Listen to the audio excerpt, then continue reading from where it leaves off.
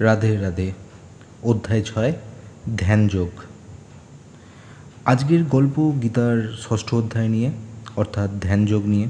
এই অধ্যায়ে কৃষ্ণ বলেছেন কীভাবে ধ্যানের মাধ্যমে আমরা আমাদের মনকে স্থির করতে পারি আর নিজের ভেতরে থাকা সেই আত্মাকে চিনতে পারি। অর্জুন একটু চিন্তিত হয়ে পড়েছিল আগের কথাগুলো শুনে। সে ভাবছিল, আমি যদি নির্লিপ্তভাবে কাজ করি, ধ্যান করি, কিন্তু যদি মন স্থির না থাকে, তাহলে কি আমি ব্যর্থ হব? এই চিন্তা থেকেই কৃষ্ণ বললেন, ধ্যান বা মেডিটেশন আসলে নিজের ভেতরের জগৎকে চেনার উপায়। তুমি যতই বাইরের জগৎ নিয়ে ব্যস্ত থাকো, নিজের মনটা যদি চঞ্চল থাকে, তাহলে শান্তি কখনোই আসবে না। ধ্যানযোগের সবচেয়ে বড় শিক্ষা হলো নিজের মনকে নিয়ন্ত্রণে রাখো। কৃষ্ণ এখানে বলেন, যে ব্যক্তি নিজের কর্তব্য পালন করে, ইন্দ্রিয়কে সংযমে রাখে, অহংকার করে না, লোভ করে না, সেই সত্যিকারের যোগী। আর যে ধ্যান করতে পারে, সে আসলে ঈশ্বরের কাছাকাছি পৌঁছে যায়। ধ্যান মানে শুধু বসে থাকা না, ধ্যান মানে নিজের মনকে একটা জিনিসে কেন্দ্রীভূত করা। কৃষ্ণ বলেন, ধ্যান করার সময় তুমি একা থাকো, নিরিবিলি জায়গায় বসো, সোজা হয়ে বসো, চোখ বন্ধ করো আর মনটা নিজের আত্মার দিকে ফিরিয়ে দাও। তুমি কোনো মন্দিরে বসে আছো কিংবা নিজের বাড়িতে, তাতে কিছুই যায় আসে না। তোমার মন যদি স্থির হয়, তাহলে তুমিই সত্যিকারের ধ্যান করছো। এখানে একটা দারুণ কথা বলা হয়েছে, মন নিজের বন্ধু হতে পারে, আবার শত্রুও হতে পারে। তুমি মনকে নিজের নিয়ন্ত্রণে রাখতে পারো, মন তোমার বন্ধু হয়ে যাবে। আর যদি তুমি মনকে ছাড় দাও, সে তোমার সবচেয়ে বড় বাধা হয়ে দাঁড়াবে। কৃষ্ণ বলেন, ধ্যানের মাধ্যমে তুমি নিজেকে জানো, নিজের মধ্যে থাকা ঈশ্বরকে চিনতে পারো।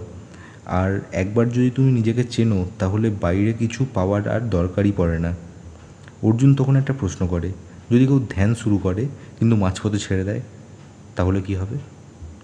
মানে সে না সংসার করতে পারলো, না ঈশ্বরকে পেল, তাহলে সে কি মাঝখানেই পড়ে গেল? কৃষ্ণ হাসেন আর বলেন, না অর্জুন, কেউ যদি একবার ভালো পথে পা বাড়ায়, ঈশ্বর তাকে কখনো ফেলে দেন না। পরের জন্মে সেই পথ আবার শুরু হয়, আর তখন সে আরও সহজে ঈশ্বরকে পায়। কৃষ্ণ শেষে বলেন, সব ধরনের যোগীর মধ্যে যে ঈশ্বরের প্রতি একান্ত ভক্তি নিয়ে ধ্যান করে, সেই সবচেয়ে উত্তম, সেই আসল যোগী। এই অধ্যায়ের মূল শিক্ষা, নিজের মনকেই সবচেয়ে বড় বন্ধু করতে শিখতে হবে। ধ্যান মানে মনকে স্থির করা, বাহ্যিক কিছু নয়। ধ্যান করলে নিজের আত্মা ও ঈশ্বরকে চেনা যায়। কেউ যদি চেষ্টা করে কিন্তু মাঝপথে থেমে যায়, তাও তার চেষ্টা বৃথা যায় না। ভক্তি ভরে ধ্যান করাটাই শ্রেষ্ঠ যোগ। এই অধ্যায় আমাদের শেখায়, মনের শান্তি খুঁজতে হলে বাইরে নয়, নিজের ভেতরে তাকাতে হয়। ধ্যান মানে শুধু চোখ বন্ধ করে বসে থাকা নয়, ধ্যান মানে নিজের ভেতরে থাকা শান্তির আলোকে অনুভব করা, আর সেই আলোতেই আছেন ঈশ্বর। আশা করি এই অধ্যায়টিও যথারীতি ভালো লেগেছে। আর ভালো লাগলে কি করতে হবে তো তোমরা জানোই, আমাদের এই ভিডিওটিকে লাইক করে দিতে হবে।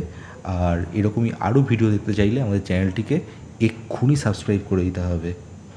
হরে কৃষ্ণ।